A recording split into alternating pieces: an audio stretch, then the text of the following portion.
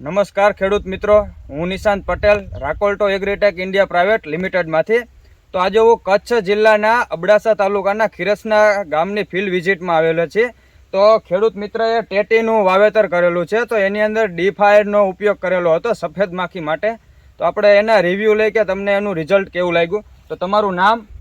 અનુભા. અનુભા. ગામ? ગામ Khirsara. Mobile number તમારો? 79 84 66 31 30. તો તમે આ શેનું વાવેતર કરેલું છે? ટેટીનું. ટેટીનું. કેટલા એકડમાં ટેટી વાવી તમે? 5 એકડ. બરોબર. તો તમે આ ટેટીની અંદર તમે સફેદ માખીના રાઉન્ડમાં તમે કઈ આપણે રાકોલ્ટો કંપનીની કઈ પ્રોડક્ટ તમે યુઝ કરેલી?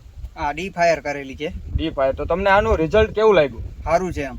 તો તમે તમારા ખીરસરા ગામના ખેડૂત મિત્રને કહેશો કે આ ડીફાયર વપરાય કે નહીં? ના, 100%.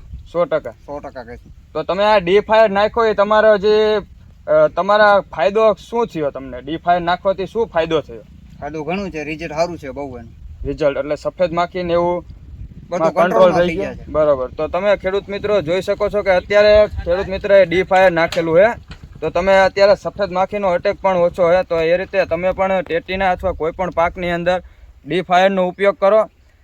તો નમસ્કાર, ધન્યવાદ.